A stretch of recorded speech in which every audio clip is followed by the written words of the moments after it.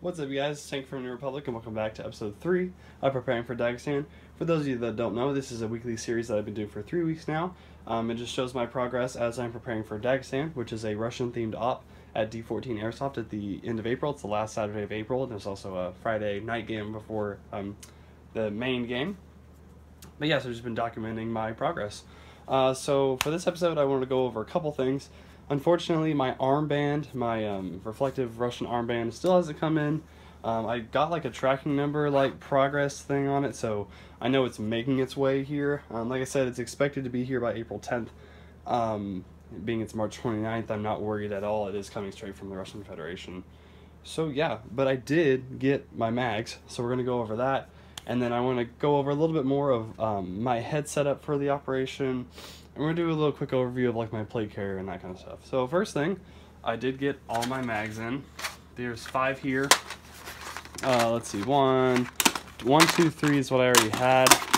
And then 4 and 5, and then 6 is in the gun itself, which is the Elite Force RSKP.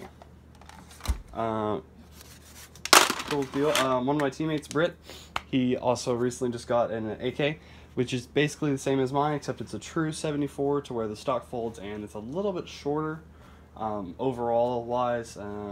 He has a different, his charging handle is a different system, and I actually copied this design for this rifle and implemented it into his, so his actually works 10 times better than what the company gave to him, because it was disgusting. I've never seen a more poorly designed way for the charging handle. What I'm talking about is the way that the spring system to make it go forward when you pull it back. Obviously this is just, you know, to get to your hop up is the main reason, but you know, it's cool to do it because it's a Nielsen. But yeah, I basically copied my design and put it into his, because his was like a little piece of plastic that was holding it, and then it would move, and then you'd have to reset it, and it was ridiculous. But yeah, so I got the 6 mags. I'm not carrying 7, I carry 6 in here, and then in my 6th slot I'll be carrying a speed loader in the back middle. Last Dagestan, our first main push, I used about 3 or 4 mags, and so once we got really far up on a base, as people were covering me, there wasn't much firing at that time. I was able to load, I think, 2 or 3 more mags, which is obviously quite nice benefit. Yeah, what else was I going to go over? Face-wise, so last video I showed you all the helmet, this is the Russia-Can kit. It's Russian and American mix. It's Russian uniform, Russian gun, but it's American plate carrier, American helmet. Like I'm running an MS-2000 on here on a fast helmet with a Condor plate carrier with Russian Flora and an AK. So it's a Russia-Can kit. This is gonna have an MDG contour mount and that kind of stuff. I think I already went over that. Flashlight. And then as far as face gears go, this is the Safe Face Elite Series goggles. These are my favorite goggles. I've had them forever. I had the foam taken out, got a little bit cut on the bottom. Had these forever. They don't make them anymore, unfortunately. I was going to buy a second pair, I think in tan, but they don't make them. And then for my bottom, this is my custom fit green mesh. It's been cut down quite a bit. And this clips into the fast clips of my helmet. Uh-oh, that always keeps happening.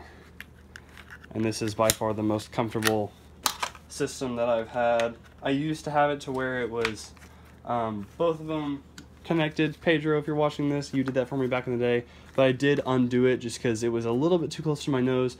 And then I do like this easier because if I ever need to drink water on the field, for those of you that know, whenever you're trying to drink out of your bladder, right here with your little straw, it's very hard to get it underneath your mask and stuff, so it's nice where you can just clip it and then it'll drop, but it'll still be connected to your face, so you don't have to worry about holding it and drink or eat or whatever. And that was the idea of doing it at the time, is because I was getting ready for Milson West I didn't even go to, and so that was going to be easier to still have my goggles and everything on, and I could still eat and function.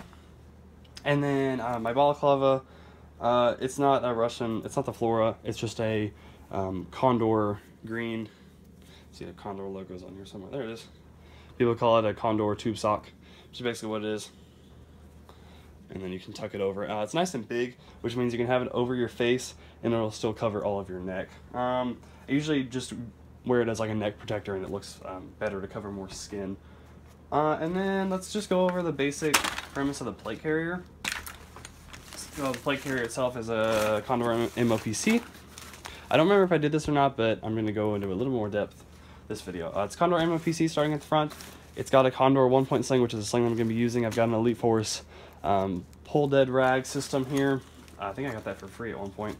In the front admin panel, this is a Condor identification panel, I think it's what it's called. I've got name tape and Russian flag, and then it folds down, and then I've got maps of different fields and a notepad, and I will get a pin in here. It's just on my other plate carrier right now.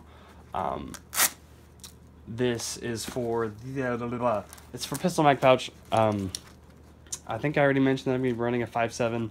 Unfortunately, the MP443, which is what the actual Russian VDV paratroopers use, only one company makes it, and it's CO2 non-blowback, and it shoots too hard.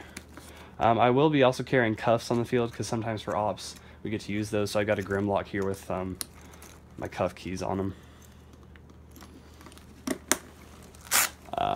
This thing.